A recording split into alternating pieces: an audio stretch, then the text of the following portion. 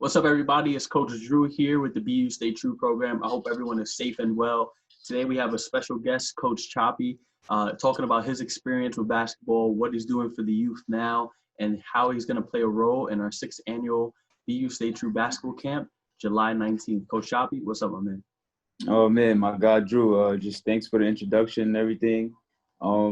Just a little bit of history of Coach Choppy, man. Started back in May 2019, and just wanted to give my knowledge of the game. Pass on some tips, drills, and skill work and everything. I just want to help people get to the next level. Kids of all ages. I worked out girls, boys, college players, high school players, in after college, stuff like that, pro leagues and whatnot. So it's all about getting better every day. That's just what we're trying to do. Yeah, And I'm absolutely. just happy to be a part of BU Stay True.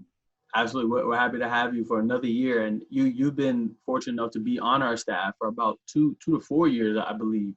Yeah.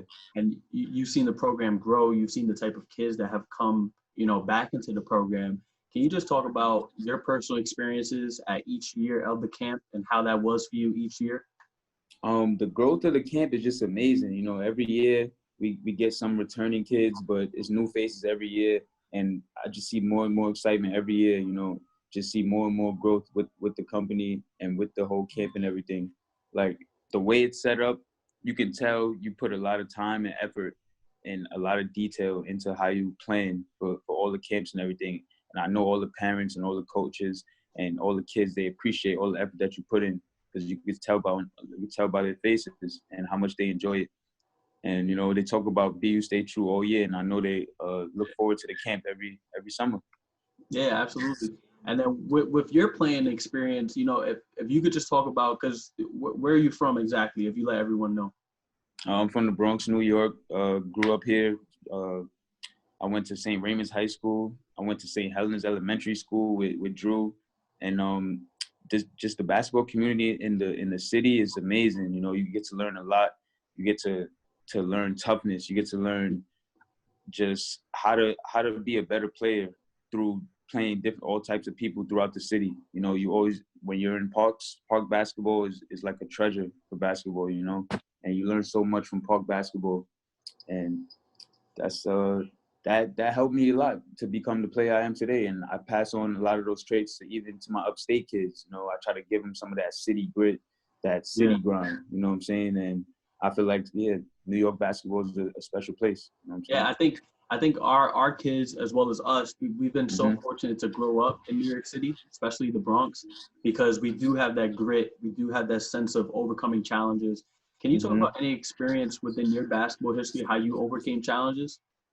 I'll say once. Actually, today, one of my trainers today actually hit me up today saying how much of a good job I was doing, and I had to take the time to think about when I was working out with him.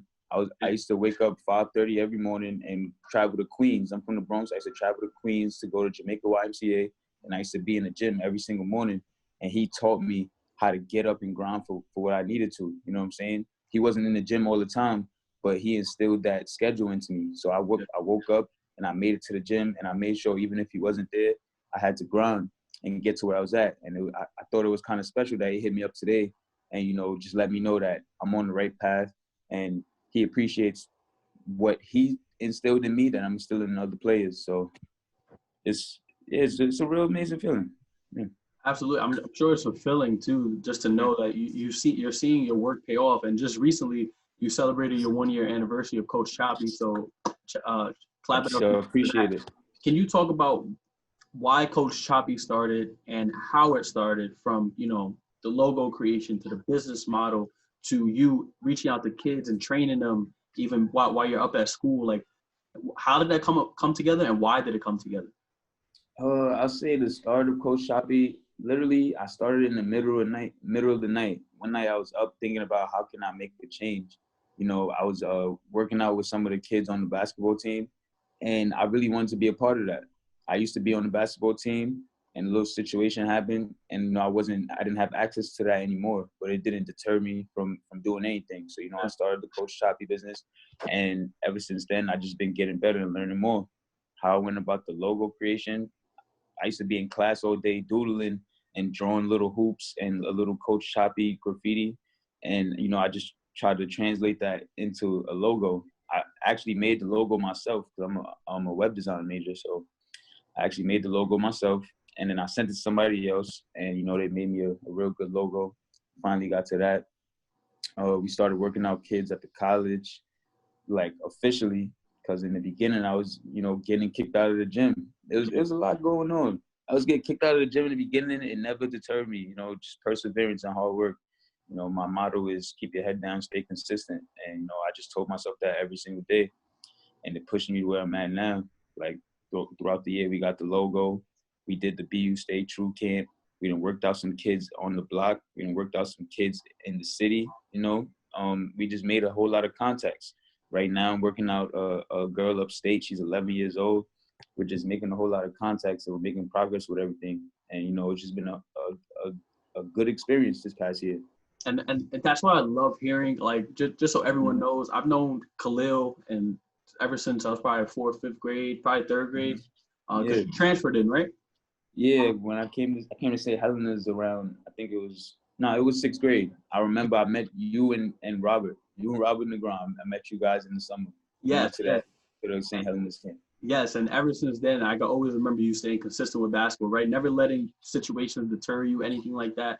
And this is the type of staff, for the parents and the kids who may be watching this on Facebook, YouTube, Instagram, whatever it may be. This is the type of staff that we have. We have a bunch of resilient people on our staff that played basketball, dealt with adversity in school, in basketball programs, and haven't let that affect what their purpose is. And what I'm seeing from you, Coach Choppy, is that your purpose is just to help and serve people to have better opportunities than you had. Am I correct? Or exactly, that's exactly what I want. My number one goal is to help somebody get to the next level, whatever level it may be. You know what I'm saying? Because I was at some points in time, I thought I could have reached another level, but I needed that extra push, and I want to be that extra push that kids need or any player needs. You know what I'm100%. saying? And then you mentioned that push, right? Usually, I would assume kids growing up, they'll get that push from either a parent, a coach, a sibling, a mentor. While you were growing up, can you name a couple, if there were anybody that pushed you to be better and, you know, achieve more? Number one was my dad. He's the hardest working man that I know. You know, he works hard to this day, and just getting his recognition for what I've been doing means a whole lot to me. So I'll say number one, my dad. He works so hard. He's a nurse. He's been working this whole time through the COVID thing. Yeah. And, you know, I take a lot from him. I would say my trainer, well, one of my trainers, Speedy, if you know Speedy, Jamel Frazier. Another one, Tippy McTurnan. Coaching at Montverde Academy, right? He's coaching at Montverde Academy right now. You know, I learned a lot from these guys growing up. And, you know, they're the ones that instilled that hard work and dedication into me. And, you know, I just kept that. Yeah, so. Absolutely. And then if you could just talk about your experience growing up, playing on different teams and whatnot, what has been some of your favorite basketball experiences throughout your career growing up? I would say, well, when I went to St. Raymond's, that was probably my favorite experience. Getting cut from the freshman team, coming back and playing JV.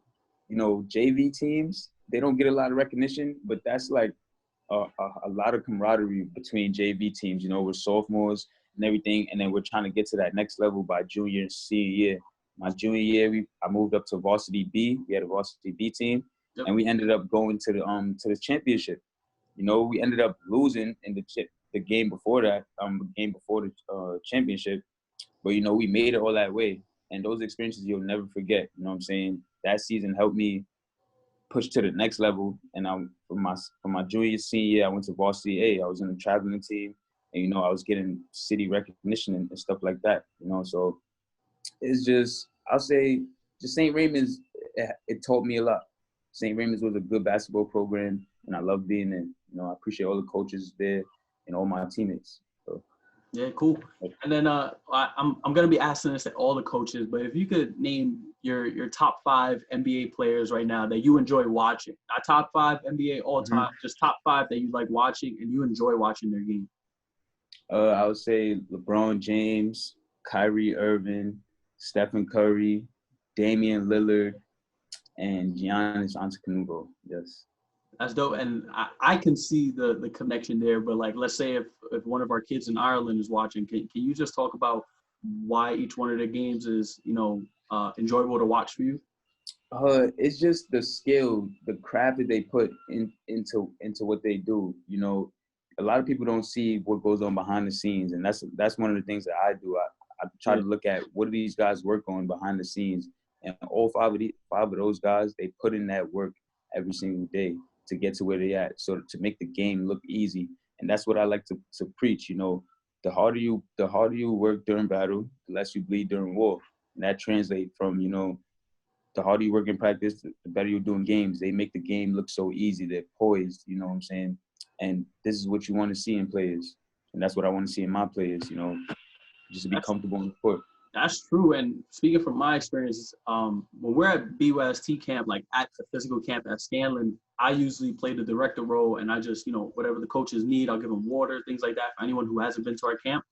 And when I go to Coach Choppy's station, I always see basketballs rolling off, people dribbling off their foot, right? And Mm-hmm. people can't put it between their legs. But can you talk about how important those mistakes are? Because just like you said, it's important to mess up in practice, not in the game. So when Mm-hmm. you see those kids messing up, right? What do you feel as a coach? As a coach, that's what I love to see. I love seeing kids getting comfortable being uncomfortable. That's my number one thing. You gotta be able and willing to learn something new. You know what I'm saying? Put yourself in a position you've never been in and try to learn something new. Take a step back from your ego, you know what I'm saying? And just try to learn something new. And what I always tell kids is I'm not gonna always, once I teach you how to do something Yeah, and I know you and I'm confident in your ability to do it, I'm not gonna stop you from doing it. You know what I'm saying? I'm gonna let you keep doing it. And if you mess up, I want you to figure out what you did wrong. You know what I'm saying? And that's how you build determination, that perseverance, because you know what you did wrong. You make that adjustment, and that's how I coach. That's how I train. absolutely. Thank you for that. And then just to round out this conversation with you, if you could just mention the expectations that you have for this year's sixth annual BUST basketball camp. You have the dribbling station. You have it for about 25 minutes, and it's going to be right after our stretching station. Yeah. It's basically gonna be the one that gets us started and riled up for everyone who attends virtually, whether it may be in the Bronx, Cobleskill, Chicago, Ireland, wherever people may come from. Can you talk about some of the expectations that you have for everyone in attendance? My expectation is that you guys work hard. You guys are gonna feel the burn, definitely. The 25 minutes of dribbling is gonna get all fundamental dribbling, as well as I'll sneak in a little bit of skill work in there. It's just to get your blood flowing right after your stretch. It's always important to start from the ground up. I say, agility, uh, fundamentals, agility, ball handle, and then you get to shooting. I always say shoot last, but it's gonna be fun. It's gonna be a good 25 minutes, hard work. I'm looking forward to it, and I know everyone else may be looking forward to it as well. Coach Choppy, right now we're in the middle of pandemic. I know June 8th is when the phase one of New York should be, creating, and basically we look like we're getting out of this quarantine. But for our young athletes, whether they may be 7 years old or whether they may be 14 years old, can you give some advice to them and to their parents right now home in quarantine in regards to basketball? Just stay safe. Wash your hands. Make sure you're keeping your family at best interest. You know what I'm saying? If you're going outside, make sure you stay safe because you don't want to bring anything back home. When you're working out, make sure you sanitize all your equipment and don't let the virus deter you from working out. You can do it in the comfort of your home. If you can't dribble inside your house, ask your parents to take a step outside. Ask to be supervised. If you show that initiative, your parents will let you do it, stuff like that. So just show initiative this pandemic, man. Yeah, I think that's important because growing up in apartments in New York City, Mm-hmm. we may not be fortunate enough to have a driveway or have a yard or anything like that. So Exactly. I know growing up, my mom, she didn't let me dribble in the house. So if you Yeah, got to ask your exactly. parents or your siblings, hey, can you come watch me outside? Go do the work and get it done and get better. Coach Choppy, I appreciate you, bro. Thank you for coming on here and letting everyone know who you are, what you do, and what you're gonna be doing this year at BYST. Look forward to No having you. problem, man. Happy to be here, man. Appreciate you. Absolutely. And for everyone watching, whether you may watching, whether it's on YouTube, Facebook, or on Instagram, Continue to follow us on social media. We'll continue to put out links at BU Stay True, BEYOUSTAY TRUE on Instagram, Twitter, and everything like that. I appreciate you guys. My name is Coach Drew, and I'll see you July 19th. Amen.